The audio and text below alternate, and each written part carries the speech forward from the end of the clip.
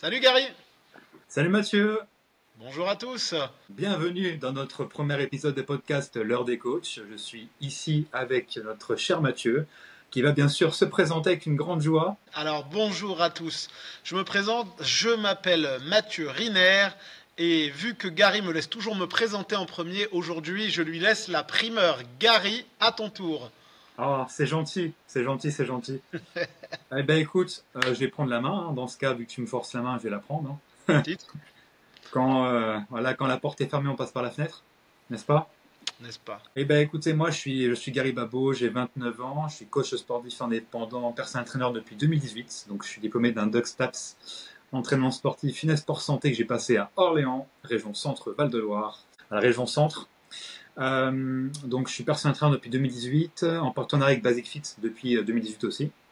Et je suis head trainer, donc coach en chef depuis 2020, donc j'ai accompagné 27 coachs aujourd'hui, donc 4 clubs Basic Fit sur Orléans, et j'ai 8 coachs aujourd'hui dans mon équipe. Et depuis un an, je suis formateur, on a créé avec Mathieu l'école des coachs, donc une école en ligne de formation pour les coachs diplômés. Voilà, pour moi, je pense que c'est pas trop mal. Ok, donc c'est à mon tour là, forcément. Forcément. Alors pour ceux qui regardent, vous noterez que je suis en 4K et particulièrement beau gosse aujourd'hui avec des lunettes. Pour les autres, vous le devinerez en écoutant le podcast. Alors moi je me présente, je m'appelle Mathieu Riner, j'ai 38 ans bientôt. Je vis à Colmar, donc dans le Haut-Rhin, l'Alsace, la capitale de la choucroute, des tartes flambées et de la bière. Je suis éducateur sportif depuis 2020, ce qui veut dire que ça va faire 4 ans. Je suis diplômé d'un BP GEPS AF avec les deux mentions, que ce soit haltérophilie musculation ou que ce soit fitness en cours collectif. Je suis également gérant du studio Ma Résolution à Colmar. C'est un studio de coaching que j'ai ouvert, ça va faire un an, dans lequel interviennent 3 coachs auto-entrepreneurs et moi-même. Et à part ça, je suis également formateur en centre de formation pour futurs éducateurs sportifs, que ce soit CQP ou BPGEPS, au sein de l'Académie Formez-moi à Mulhouse. Et également cofondateur de l'école des coachs avec Gary. Voilà. Ouais, ça fait pas mal, hein. C'est pas mal en Ouais, 4 ans. c'est pas mal comme CV, moi j'aime bien, j'aime bien. La charbonnée, hein. Écoute, on n'a pas le temps, pas de temps à perdre, j'ai envie de te dire, et les gens qui nous écoutent, je pense qu'ils n'ont pas de temps à perdre non plus, hein. C'est vrai, c'est vrai. Est-ce que comment on s'est rencontrés peut-être? Comment ça se fait que moi, région centre et toi, Alsace, plus de 500 km, on a pu se rencontrer? Alors, je vais la faire courte. En 2022, donc j'ai passé l'année 2021, je venais d'avoir un enfant, donc c'était une année dans laquelle j'intervenais par-ci par-là dans différentes salles en tant qu'auto-entrepreneur. Et en 2022, j'ai commencé à me former, parce qu'un coach formé, c'est quelqu'un qui est plus efficace et qui est quelqu'un qui peut vendre ses services plus cher, bien C'est vrai. évidemment. Et lors d'une formation hypnose et coaching sportif, j'ai rencontré un jeune homme d'Orléans, drôle, et avec des lunettes de travers, et je vous le donne en mille, c'était Gary. Et en fait, il s'avère qu'on avait à peu près les mêmes idées, le même esprit, l'esprit d'entrepreneuriat, l'esprit de développer et l'esprit tordu. C'est important de le préciser.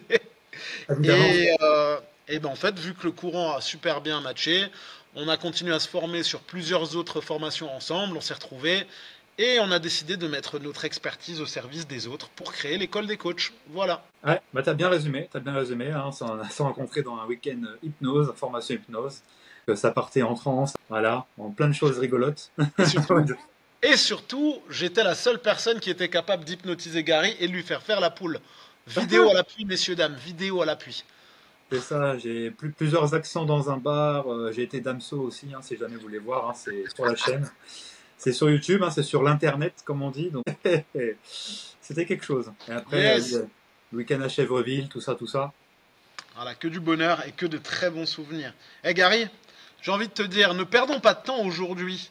Les personnes qui nous écoutent, ils doivent déjà se demander un petit peu notre parcours et pourquoi on est là et qu'est-ce qu'on va leur apporter.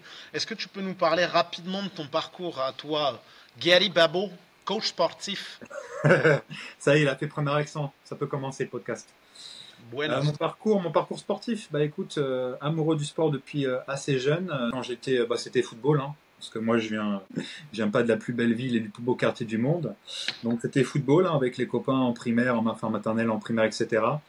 Mais j'ai jamais eu accédé au sport parce que ma famille n'est pas du tout sportive, hein. La seule qui a pu faire du sport, c'est ma tante avec le tir à 10 mètres. Elle s'est arrêtée à la porte des JO, c'était son niveau, mais mes parents étaient même allergiques au sport, j'ai envie de dire. Donc payer une licence de football ou n'importe quel autre sport, c'était pas dans les moyens, c'était impossible. Mais au fur et à mesure, regarder des sports de combat à la télé dans mes 10 ans, 11 ans, etc. Et tout ce qui est, voilà, je regardais beaucoup de musculation, bodybuilding, fitness, salle de sport. Et ben, ça m'entraînait à faire de la lutte libre, donc avec les jambes. Et après, j'ai fait des compétitions UNSS, donc scolaires. J'ai eu un bon niveau scolaire. Puis après, je suis passé au haut niveau, championnat de France cadet et junior. Et puis ça a fini par me concentrer sur la musculation. Donc je faisais muscu et lutte en même temps. Mais l'un m'handicapait pour l'autre des fois. Au final, j'ai fini par pas faire que de la musculation. Puis je commençais à être bien, à être fort et athlétique. J'ai fini par faire des compétitions main physique. Donc Musclemania 2015 Paris. Après j'ai fait Top de Comore 2016, 2017. Et j'avais repris l'année dernière faire un petit comeback où Mathieu n'était pas là. Ah, excuse-moi, non, en effet, je n'étais pas là. Je sais plus où j'étais. Je crois que j'étais à Tignes parce que je suis un des On a seuls vu. noirs qui fait du snowboard. Ouais, c'est moi. Ça c'est drôle, on vous mettra peut-être une image. Ok, ouais, donc t'as fait top de Colmar. Et après, donc, comment tu t'es dirigé vers ton métier d'éducateur sportif? Qu'est-ce qui t'a amené là? En faisant à l'époque Top de Colmar, tout ça, j'avais déjà le DUG, donc je pouvais déjà faire du coaching en ligne. Enfin, je faisais du coaching en ligne, donc à l'époque, c'était les Word PDF. Là, je proposais 50-60 euros par mois avec diète où je changeais voilà, toutes les semaines. Voilà, je faisais plus de reps, plus de poids, etc. Donc c'était déjà pas trop mal pour l'époque. Voilà, plus tu étais musclé, plus tu étais bien, plus les gens te trouvaient bien, plus tu avais une espèce de légitimité à pouvoir faire un programme. Plus j'étais diplômé, donc bon, je vais te dire pourquoi pas. Et je commençais à avoir, voilà, 1, 2, 3, 4, 7 clients. Donc ça m'a apporté 350, 400 euros à peu près par mois. Puis j'étais en STAPS, donc ça m'a amené sur le STAPS, hein. J'ai rencontré un coach quand j'étais mes premières années de muscu. Et j'étais vachement cool ce qu'il fait.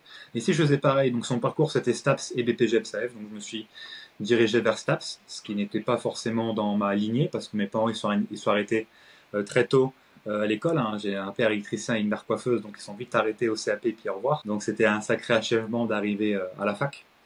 Et j'étais un peu déçu parce que le parcours au final, voilà, c'est une espèce de secte pas terrible, hein, la fac, hein. L'impartialité, ça n'existe pas dans ce domaine-là.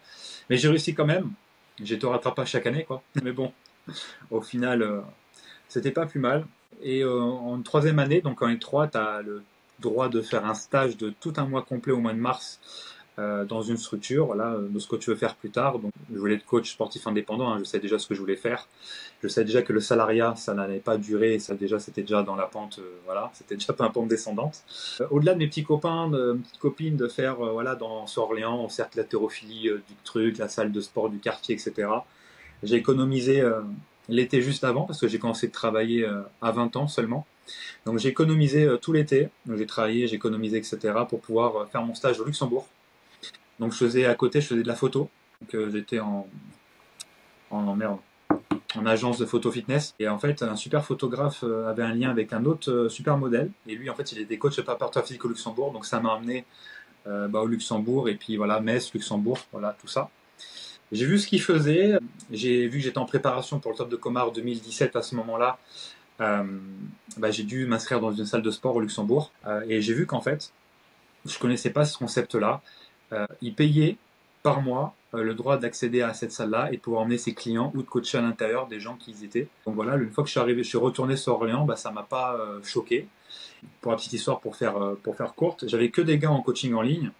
Et j'ai rencontré une fille en STAPS, voilà, comme ça, entre deux partiels. Je dis, écoute, est-ce que ça t'intéresse? On a bien matché. Je dis, est-ce que ça t'intéressait que je te fasse du coaching gratuit, coaching offert? Et elle a eu du résultat, etc. Donc, vu qu'elle coachait à Basifit juste à côté de chez moi, donc Basifit Olivet, elle m'a dit, tiens, vas-y, je t'offre une séance offerte. Pendant ma séance, elle faisait sa séance de son côté, et je faisais de la mienne. Et j'ai vu sur le tableau, il y avait un recherche personnel trainer, recherche coach, donc j'ai photographié, j'ai envoyé mon CV tout bleu, tout éclaté, torse nu en pixels sur le CV. Le gars de Basifit, il m'a appelé. Il fait, ça t'intéresserait pas, viens de faire personnel trainer et tout ça. J'ai fait l'entretien, il m'a dit, il faut payer un loyer. Il a vu que ça m'a pas choqué. Alors qu'il y avait au moins 6 à 10 coachs qui sont passés avant moi à l'entretien. Moi, j'ai dit OK. Et puis c'est parti comme ça. Voilà pour moi. Tu as développé jusqu'à avoir une dizaine de coachs maintenant, quoi. Ouais, c'est ça. Ça a été une galère la première année. Une Ok. très, très, très grosse galère. Parce que Oui. on est formé en savoir-faire, comment bien coacher. Et encore, le STAPS, la fac, c'est assez général. Avec des profs qui sont assez égocentriques, hein, pour le coup, parce qu'ils t'expliquent comment coacher alors qu'ils n'ont jamais été coach. Donc c'est assez particulier. Ouais, tu m'étonnes. Mais par contre, n'hésite pas, hein, moi je fais une aparté, n'hésite pas à mettre ton téléphone sur silencieux, sinon je viendrai jusqu'à Orléans pour te le mettre quelque part bien particulièrement. Voilà, oui, parce que je suis un peu cru dans mes propos. Comme ça, c'est fait. Merci, Gary. Ok. Bon, ce fut court et long en même temps. Je pense qu'on a toutes les infos dont on a besoin. À mon tour, c'est ça? Exactement. Ah Mathieu, qu'est-ce Alors, qui t'a fait venir dans le sport? qu'est-ce qui t'a fait venir? Qu'est-ce qui t'a fait C'est quoi la venir? genèse de Mathieu? Alors, attends, je prends ma voix sexy. Pour ma part, plus sérieusement, On a moi, comme compris dit, la ça ref, fait on a unique. compris la ref. Pour ma part, ça fait uniquement 4 ans que je suis éducateur sportif. En fait, moi, en termes d'histoire, c'est pas vraiment la même histoire que toi, parce que toi, tu as commencé avec le foot, et moi, j'étais le petit gros au quartier. Et le petit gros au quartier, il joue pas au foot, il est dans les buts. C'est pour ça que, tu vois, bah, au jour d'aujourd'hui, et non pas au jour d'hier, eh ben, je sais toujours pas jouer au foot, parce qu'en fait, j'étais tout le temps dans les buts. Donc moi, j'ai connu le surpoids depuis que je suis gamin, hein. Mais par contre, j'étais sportif. Tu vois, je faisais quand même pas mal de trucs. On jouait avec les potes, on allait jouer au basket pendant toute la journée. On partait de midi jusqu'à 22 h, on allait jouer au basket. C'était jamais dérangeant. J'étais en surpoids, même en fort surpoids, mais par contre, j'ai toujours été quelqu'un qui me bouge. Je faisais du hand sans problème. Voilà, j'ai fait pas mal de trucs. Et en fait, arrivé à un certain moment dans ma vie, mon surpoids, il a commencé à me gonfler un peu parce que je me blessais pas mal. J'ai réussi, et ce qui m'a vraiment donné un déclic, c'est que je me suis blessé 3 fois d'affilée d'une manière assez sale. C'est-à-dire que j'ai fait un tassement des vertèbres en sortie de boîte après une descente du coup de loupé, les fesses sur le béton, je me suis tassé les vertèbres. Le mois d'après, quand ça allait mieux, je me suis déboîté l'épaule. Et dès Sympa. que mon épaule était remise, je me suis déboîté le genou. Tout ça, ça s'est fait en 4 mois et demi. Donc voilà, entorse du genou, déboîtage d'épaule, tassement des vertèbres. Je me suis dit qu'il fallait que je perde un petit peu de poids, donc je suis allé voir un nutritionniste. Et en Ok. fait, au même moment, je faisais de la muscu, j'avais découvert la muscu en salle. Et ce qui est cool, c'est que je suis tombé sur un coach qui m'a vraiment bien encadré, bien accompagné à ce moment-là. Et ça m'a permis à la base de perdre 10 kilos. C'est ce que je voulais. De 10 kilos, ça a été 20, puis 30, puis 40. Voilà. Jusqu'à devenir une personne balèze avec une mauvaise estime de soi, parce que tu vis, tu grandis comme un gros dans ta tête et dans ton corps. Mais par contre, oui, grosse transformation. Je suis passé de 148 au plus bas 79 kilos entre 2012 et 2014. Donc 2012 à 2014, grosse perte de poids. Derrière, en 2015, je travaillais, j'étais pion encore, j'étais assistant d'éducation. Et en fait, j'ai postulé dans une salle de fitness pour un poste de manager responsable commercial. Là, j'ai obtenu le poste. Et en fait, à partir de là, j'ai commencé à travailler dans le monde du fitness. J'étais commercial dans le milieu du fitness. Et commercial dans le milieu du fitness, tu apprends à vendre des abonnements à des gens qui n'ont pas forcément confiance en eux. Quand tu as une histoire comme la mienne, bah, ça met en confiance et ça permet aux gens aussi de rêver et de croire que c'est possible, quoi. Et en fait, une chose en entraînant une autre, vu que tu es un peu balèze, comme tu disais tout à l'heure, bah, les gens ils s'identifient à toi, ils veulent un programme, ils veulent que tu les coaches, etc.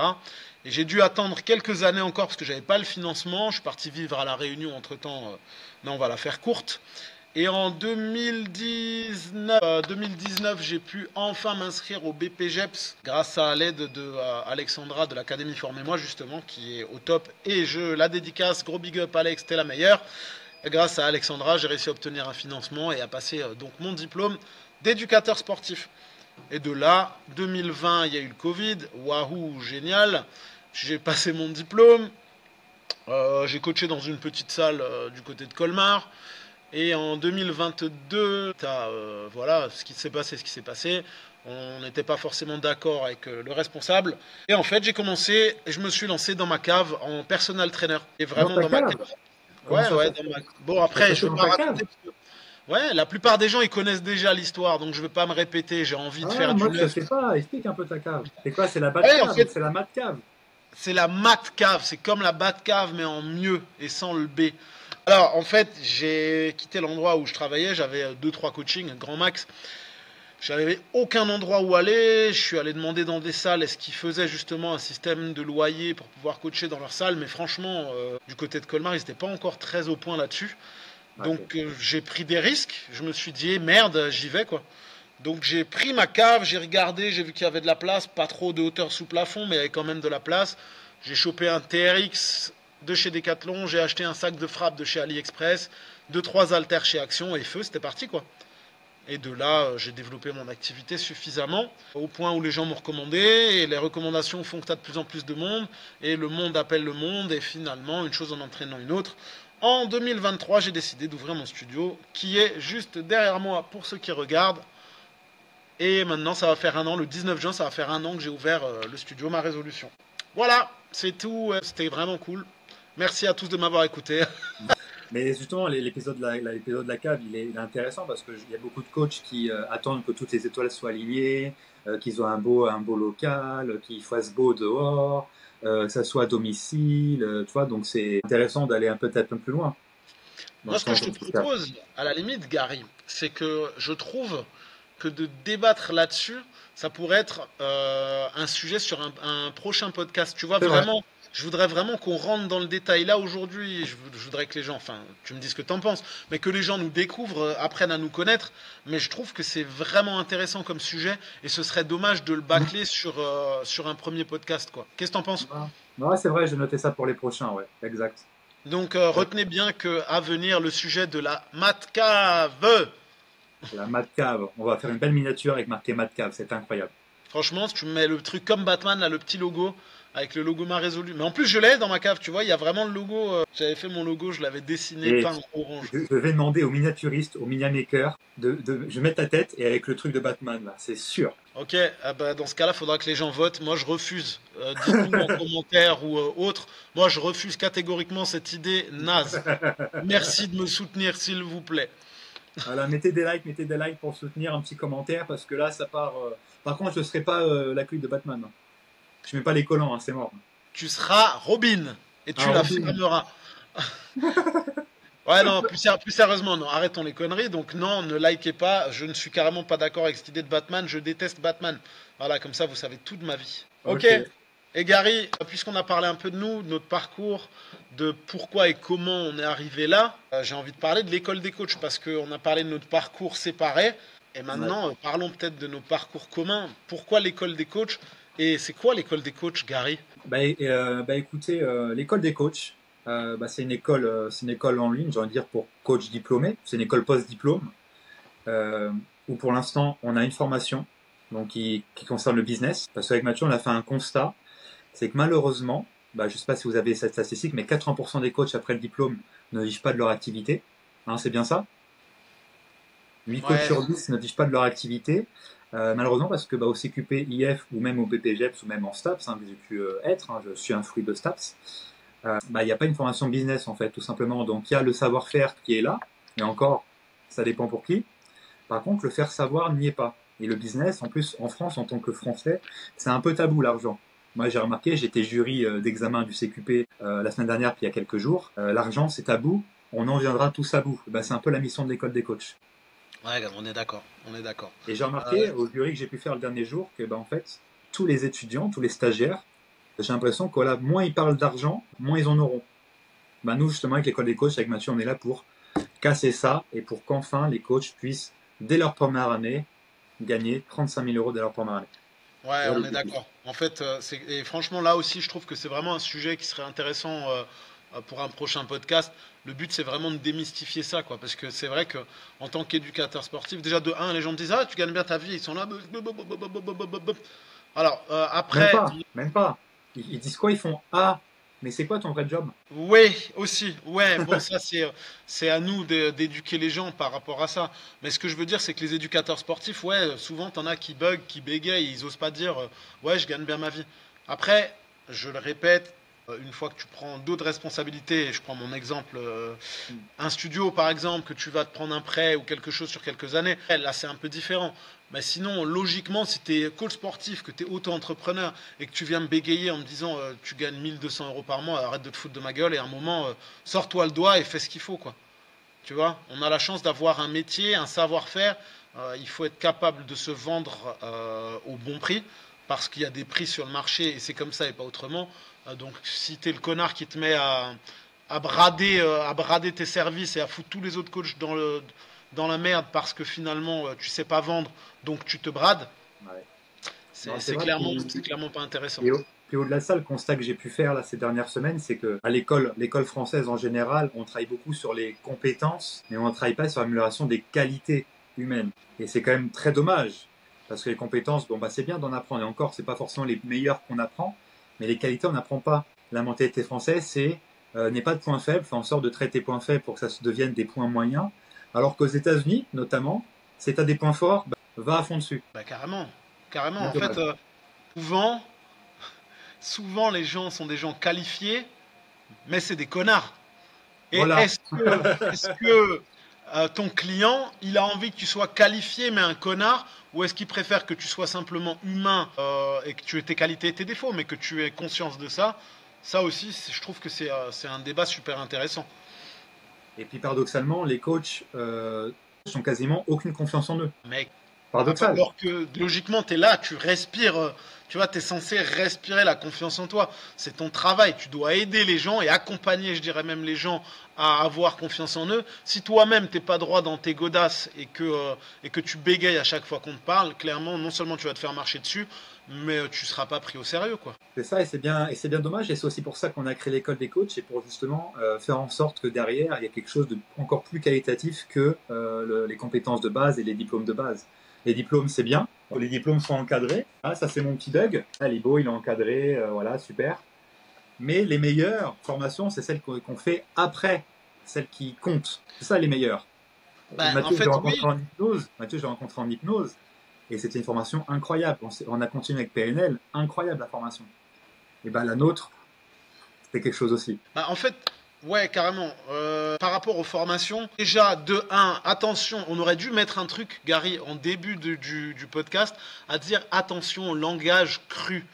Mais les coachs qui se disent je sors de formation, je sais tout, c'est des cons. Excuse-moi du terme, mais en fait, si tu restes sur tes acquis et que tu te formes pas, eh ben en fait, au bout d'un moment, non seulement tu vas servir à que dalle, mais en plus de ça, tu as un métier qui évolue sans cesse, tu Mm. as des mentalités qui évoluent sans cesse, les générations changent, ils savent de plus en plus de choses et ils le savent de plus en plus rapidement. Et si Mm. tu te cantonnes à ce que tu sais de ton BP ou de ton CQP, tu vas pas faire long feu parce que je regarde maintenant un gamin de 18 ans, il est peut-être plus apte à répondre à des questions anatomie ou biomécanique que des coachs que je connais qui ont 15 ans de métier mais qui ne se sont jamais formés. Et justement, c'est vrai qu'il y a très peu de coachs qui se forment après le diplôme. Après, bah, je peux aussi malheureusement les comprendre. Moi, j'en faisais partie aussi. En sortant de STAPS, j'ai fait 3 ans. J'ai pas eu ma licence parce que bah, voilà, les professeurs ont été assez compliqués. Si vous voulez savoir plus de détails, dites-le en commentaire.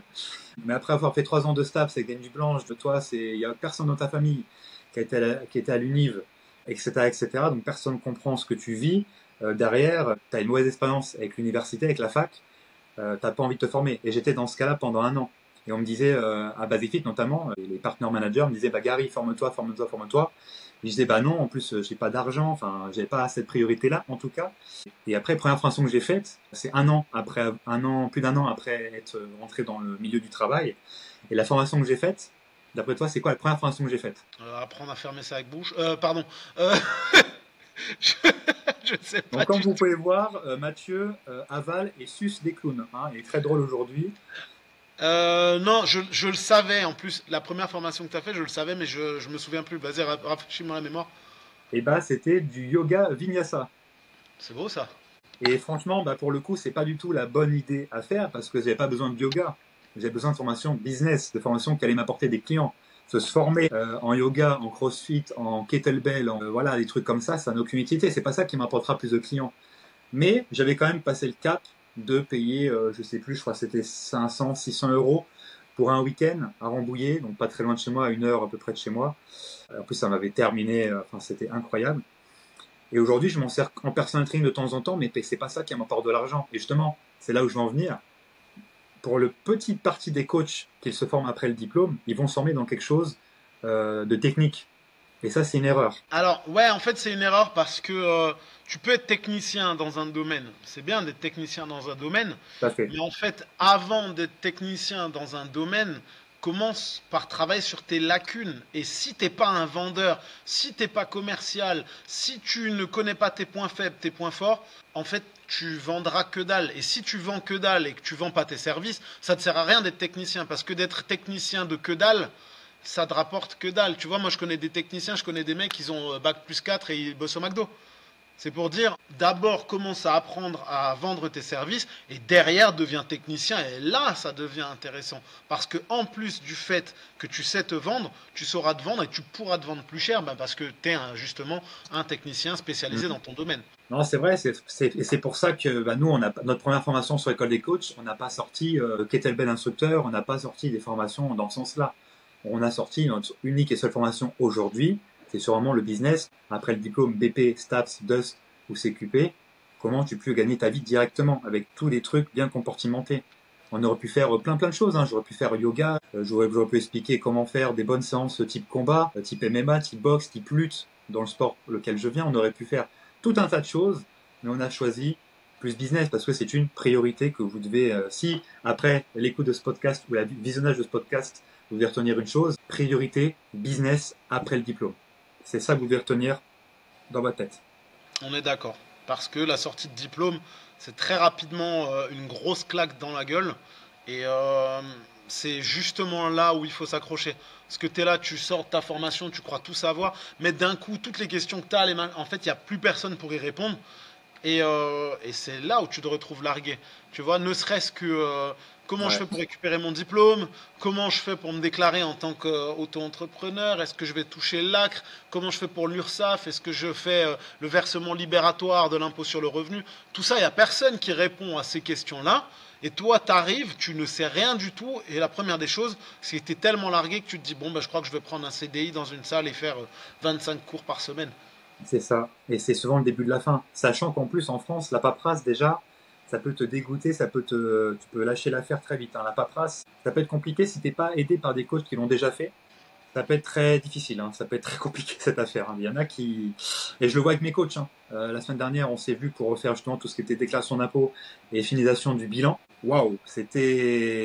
La paperasse, des fois, ça calme, hein. On est en France, hein, faut pas oublier. Donc l'administration, c'est quelque chose. Donc Le royaume de la bureaucratie. ah ouais. Mais encore, ça c'est le début. Tout le reste après, apprendre à vendre, choisir son business model qui peut nous convenir, à vendre, tout un tas de choses. Se faire comment communiquer. Aujourd'hui, les jeunes, ils pensent que les réseaux sociaux, c'est un truc magique. Eh ben non, frérot. Les réseaux sociaux, c'est loin d'être magique. On est d'accord. Tu vois, il y a Je- des coachs qui sortent de diplôme, et première action, qu'est-ce qu'ils font? Ils sont inconnus au bataillon dans leur propre vie, dans leur propre salle, ils sont inconnus au bataillon. Ils font quoi? Je vais faire Instagram, je vais faire des réels et je vais faire des trucs. Et je vais faire un site internet aussi, tiens. Oh là, un site internet. Ça y est, Mathieu, tu veux me tendre, je crois. Non, pas besoin de te tendre. Mais oui, oui, c'est sûr que il vaut mieux être accompagné sur un démarrage d'activité, surtout dans le milieu qu'est le nôtre. Si t'es pas accompagné un minimum, tu peux très rapidement te retrouver à t'éparpiller de tous les côtés. Et franchement, moi j'aimerais que les coachs confirmés qui écoutent ce podcast nous le disent en commentaire ou en réaction. Est-ce que vous aussi, vous avez été dans ce truc de je fais tout et n'importe quoi au début. Je veux faire du coaching en ligne, en même temps je vais faire des cours dans une salle si je suis diplômé en fitness, en même temps je vais essayer de faire du coaching à l'extérieur, je vais aller à domicile, je vais essayer de... Ouais, j'ai envie de savoir, est-ce qu'il y a une proportion si importante que ça de coachs qui ont tendance à complètement se perdre et à essayer de tout faire au départ? Parce que pour moi, en tout cas, de ce que je vois, j'ai l'impression que c'est un passage obligatoire, tu vois, dans notre milieu. Non, c'est vrai, c'est vrai. Puis, il y a beaucoup de gens qui courent après un CDI même dans notre milieu d'activité, alors que moi déjà en STAPS, je savais que bah, ça allait commencer déjà coach plateau, ça n'existe plus vraiment, à part dans certains peut-être petits endroits encore, mais plus vraiment. Le coach Courco, animateur Courco, encore un petit peu qui prennent en CDI, mais pas dans toutes les villes, pas dans toutes les régions, ça s'épuise aussi. Donc, faut déjà se dire quand on passe ce diplôme, bah, qu'il va falloir être indépendant. Je pense que déjà, le salariat est mort dans notre milieu. En tout cas, va mourir petit à petit, va mourir de plus en plus. Donc, il faut déjà avoir le mindset de se dire, je vais être indépendant. Et être indépendant, c'est à la portée de tous, mais c'est pas pour tout le monde. C'est un peu particulier. Elle est là, la difficulté. Après, moi, je rebondis juste sur ce que tu dis, Gary. Le salariat, il est amené à disparaître, machin, tout ça. Mais en fait, le salarié, il profite bien à quelqu'un.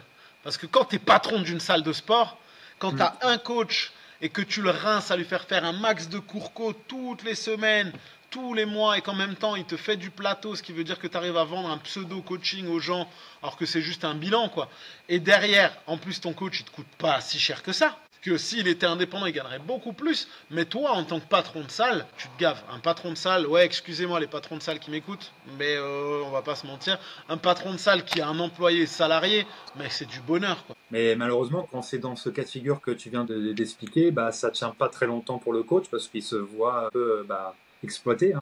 Ouais, ça dépérit très, très vite, hein. C'est Vas-y, ça. enchaîne 2 body pumps par jour avec 3 RPM et machin, truc chose, ça Et après, pique. il se rend compte très vite qu'il mérite mieux que ça, et c'est là qu'il commence à regarder sur le côté comment devenir indépendant, C'est ça. comment avoir sa liberté. Parce Une fois qu'on qu'il est cassé. parle des fois d'argent, on parle d'heures, on parle d'argent, mais est-ce que la liberté a un prix au final? Est-ce que la liberté, ça serait pas au-dessus de tout argent?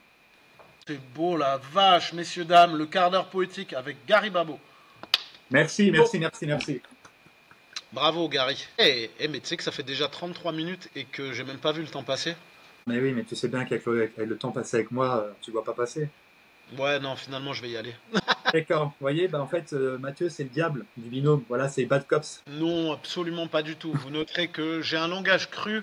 Bah déjà de un parce que quand mon fils n'est pas là, j'ai le droit de dire des gros mots, donc ça c'est grave cool. Et j'ai un langage cru parce que j'ai une chance dans ma vie. Ah, on est le 24 mai 2024. J'ai une chance dans ma vie et en plus j'en parlais aujourd'hui, j'ai publié ça sur les réseaux du studio, c'est de pouvoir être moi-même. Et en tant qu'indépendant, Hmm. en tant qu'être humain, j'ai la chance d'être moi-même dans ma façon d'être, dans ma façon de parler, dans ma façon d'agir et dans ma façon de travailler. Et ça, c'est un luxe au 21e siècle. Ce qui veut dire que si j'ai envie de te dire que tu m'emmerdes, Gary, je n'hésiterai pas à le dire. Eh bah super, c'est noté. Merci de ta franchise. Avec plaisir, hein, des bisous. Ah, des bisous, des bisous. Ok. Bisous et choc à pic. Eh bien, Gary, moi j'ai une dernière question peut-être à te poser, puisque c'était un podcast de présentation. D'ailleurs, n'hésitez pas, je le répète, à nous liker, à nous envoyer des pouces, des cœurs, à faire des arrêts sur image quand on est genre comme ça et qu'on a l'air musclé pour ceux qui regardent le podcast. Voilà, j'ai fait ça pour que Gary puisse nous faire un double biceps, car il aime beaucoup cette pose. Ouais. Gary, est-ce que tu as d'autres choses à rajouter pour cette première expérience? Bah ouais, on a encore, je pense, encore un peu de temps. Je sais pas, est-ce que, d'après toi, c'est quoi le fruit de ton succès ou du mien? C'est quoi qui diffère? Qu'est-ce qui change? Qu'est-ce qui a fait qu'on est encore là? Parce qu'au final, un coach, il dure 2 ans, 3 ans. Pourquoi après 4 ans pour toi et plus de 6 ans pour moi, on est encore là?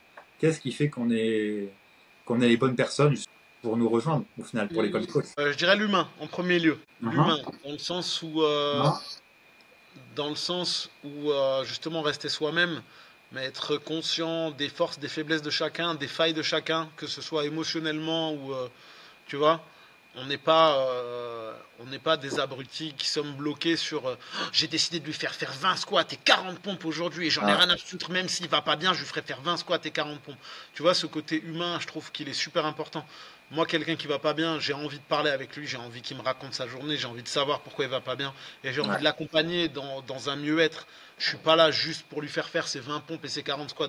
À partir du moment où tu as compris qu'on a une dimension autour du sport qui permet aux gens comme un barman ou finalement comme un coiffeur, tu vois, C'est vrai, euh, exact. il faut permettre à quelqu'un de se sentir bien. Quand il repart de chez toi, il faut qu'il se sente mieux. Sinon, bordel, tu lui as servi à que dalle, quoi. Non, l'exemple du coiffeur ou du barman, de la dermaid, c'est pas mal. C'est pas mal. C'est pas mal. C'est vrai que c'est des métiers de service. Au final, ils ont peut-être pas grand-chose à voir comme job, mais c'est la même chose, hein. C'est le même relationnel qu'il doit avoir. C'est le business, c'est l'entrepreneuriat, c'est tout ça. Et c'est pas inné. C'est rarement inné, hein. Moi, j'en Ouais, connais pas. ouais. Bah, être humain, tu vois, c'est juste ça pour moi. Déjà, donc, je pense que le secret de la longévité, c'est ça. Être humain, l'empathie, ça joue aussi, mais c'est en relation avec ça, hein. C'est être capable justement de ressentir un petit peu ce que les gens ressentent et de pas être un connard fermé. Et derrière, pour moi, mon secret de la longévité, même si ça fait que 4 ans que je suis dans le métier, c'est que je me remets en question. Je suis capable de me remettre en question. j'accepte la critique, qu'elle soit positive ou négative, et j'essaie d'avancer avec ça, tu vois. Je vais prendre le feedback, je vais prendre ce dont j'ai besoin pour faire avancer mon métier, ma façon de travailler, et ma façon de voir les choses, parce que personne n'a la science infuse. Donc je trouve que c'est intéressant d'entendre, d'accepter les critiques et d'avancer avec ça. Hmm.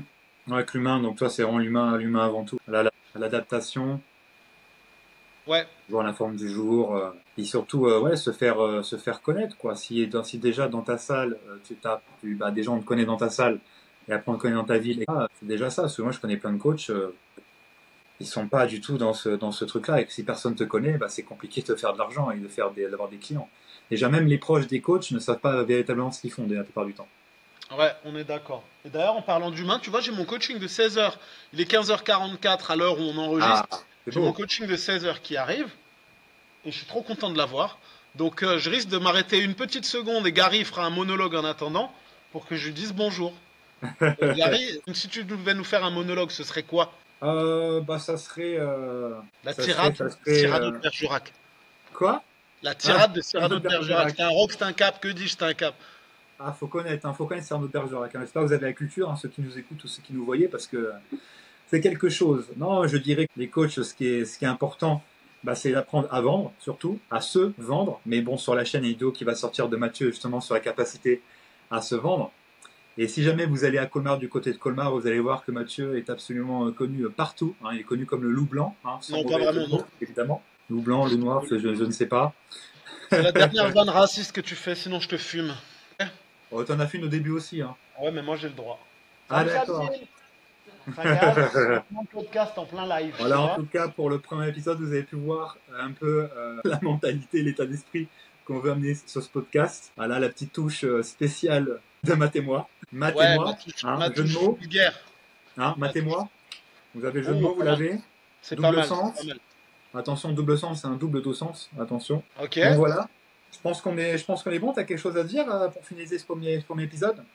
Bah, je dirais pensez à vous abonner à la chaîne L'école des coachs. Pensez à liker nos vidéos parce que bordel, on fait pas ça pour rien.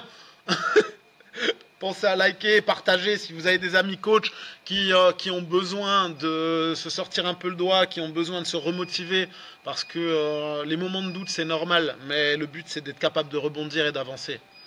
Ouais. Voilà, donc likez, partagez, faites-nous connaître, faites-vous connaître, n'hésitez pas à nous écrire en commentaire, en message privé si vous avez besoin d'aide. Et on a également mis en place un groupe WhatsApp d'entraide entre coachs.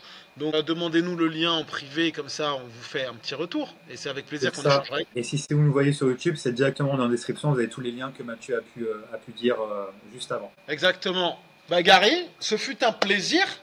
Plaisir Je partagé, te évidemment. remercie. Moi, je ne sais absolument pas comment on arrête le truc, alors je terminerai sur ces quelques mots. Messieurs et dames, je vous dis à la semaine prochaine. Restez en forme et à bientôt. Au revoir les gens, à la semaine prochaine. Et ciao Gary.